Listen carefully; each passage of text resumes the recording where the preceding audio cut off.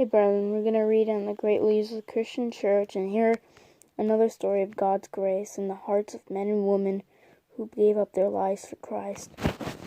So we're going to be reading about a woman named Elizabeth Fry. This is probably the first woman I've ever seen in this book, but she was a prison reformer. She lived from 1780 to 1845, around the same time as William Carey and, what's his name?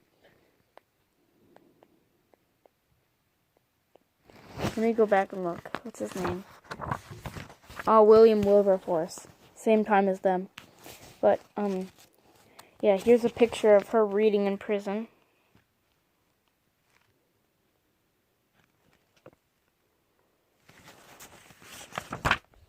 And, nope, that's the only picture.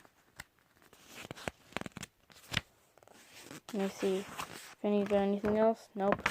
So let's go ahead and get right into reading it. In the unreformed prisons of early 19th century Britain, women as well as men received little or no help to renounce a life of crime.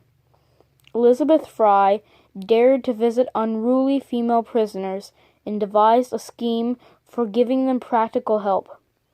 It proved strikingly effective in improving life behind bars. Her inspiration for the work was the Quaker conviction that all human beings, even the most degraded, should be treated with respect. As a Quaker minister, Fry traveled widely, spreading her ideas in continental Europe and gaining international acclaim. Part of her fame stemmed from the fact that she, as a woman, had taken successful initiative in a sphere of public policy. She believed that it was important for women to play a leading part in the philanthropic enterprise. Her exemplary dedication made many other women, both in her own days and afterwards, realize that large-scale charitable ventures were within their capacity.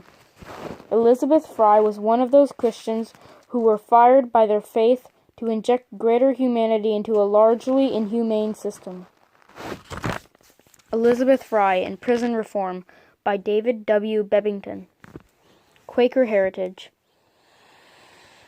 The girl who became Elizabeth Fry was born in 1780, the daughter of John Gurney, a prosperous merchant and bank of Norwich, England.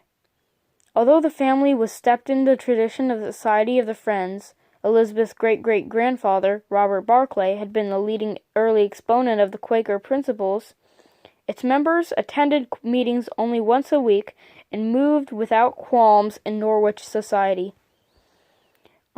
They were contemporaries called gay Quakers, who held relatively loosely to their inherited convictions.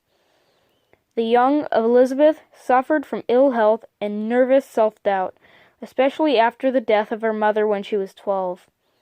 By the age of 17, Elizabeth confided to her diary that she had no religion, but in the following year she was powerfully afflicted by the ministry of a traveling Quaker from America, William Savery. A sense of the presence of God began to grow, a process helped by a visit to the stricter Friends of Coalbrookdale in Shropshire. Elizabeth started to observe Quaker ways more conscientiously, assuming the distinctive plain Quaker cap in 1799. Although in later years she was quite prepared to cooperate with other Christians in joint enterprises, such as the Bible Society, Elizabeth Fry remained until her death a member of the Society of Friends. After twice declining his proposals, when she was 20, Elizabeth married Joseph Fry, a London merchant in tea, coffee, and spice. He was a loyal husband, but Elizabeth found his Quaker devotional life too shallow and his dedication too weak. Eventually, in 1828, his banking enterprise stopped payments, and the shame of business failure hung over the family. He was excluded from membership by the Society of Friends, though subsequently readmitted.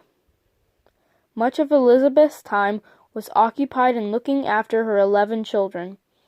In 1808, she feared she was not proving, quote, a useful instrument in the church militant, and was, quote, a careworn wife and mother, end quote. In the following year, however, her father died, and from his funeral onward she began to play a much fuller part in the Quaker worship. In 1811, she was recognized by Barking Monthly Meeting as a minister, an unpaid post among friends that nevertheless frequently entailed traveling to serve other meetings. Her ministry, which was greatly appreciated on account of her musical voice, seems to have become more evangelical in tone over the years, a general trend among Quakers of her day. She delighted to dwell, like John Wesley, on the theme of the availability of the grace of God to all. Newgate. It was in 1813 that Elizabeth Fry's attention first turned to prisons. She visited Newgate, the notorious jail near her London home, with clothes for the children of female prisoners. The state of Britain's prisons at the time was appalling. Locally administered, they were staffed by inefficient jailers who frequently supplemented their poor incomes by performing favors for the better-off inmates. There was acute overcrowding because prison construction had not yet kept pace with the population growth. Prisoners were normally idle and dissipated, loud in their oaths, violent in their ways, and living in filthy conditions. There was no separation between those whose cases had not yet come to trial, often to be proved innocent, and hardened offenders. Women fared no better than men, and sometimes at Newgate kept children with them in jail.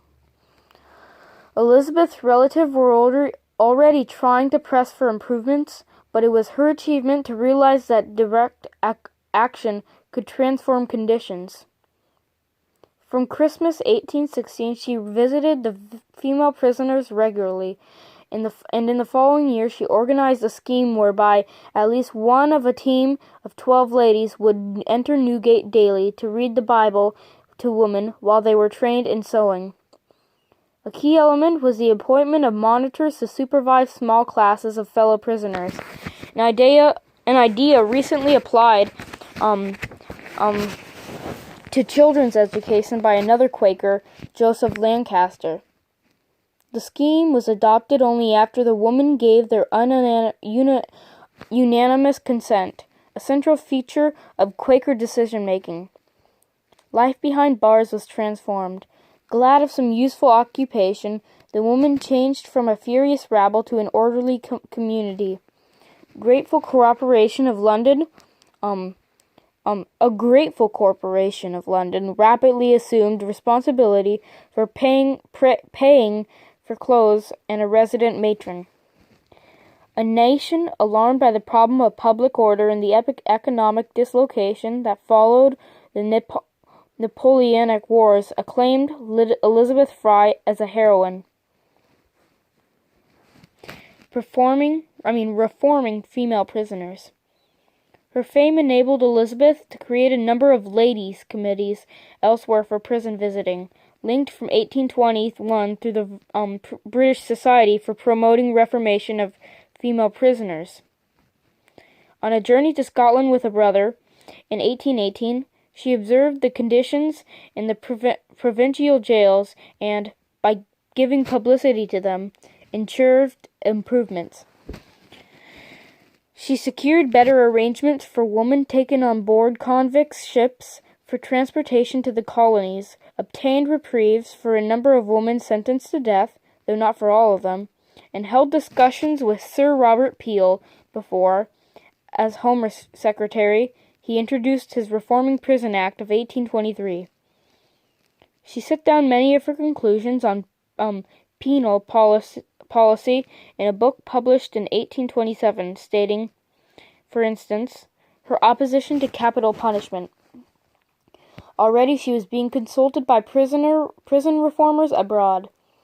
From 1838 onward, she made a number of continental tours on which, apart from addressing Quakers, she tried to persuade the authorities to imitate her methods. She earned the esteem of the King of Prussia, who, when in England in 1842, insisted on visiting her at home. In Britain, however, opinion veered during the 1830s in favor of a harsher penal policy. Elizabeth was dismayed at the spectacle of the new Pentonville prison, whose dark cells, she declared in 1843, quote, should never exist in a Christian and civilized country, end quote.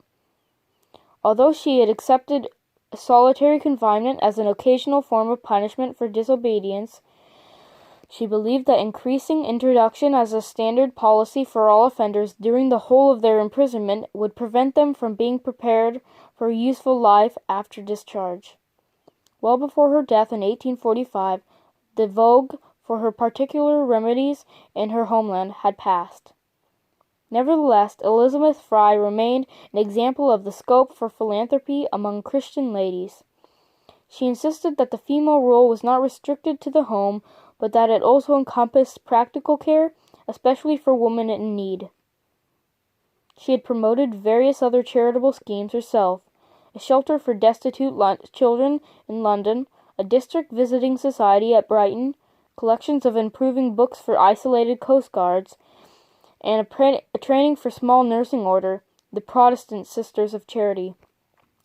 But it is for the prison reform that she is most remembered. She stood in a line of Christians who pioneered methods for caring for prisoners.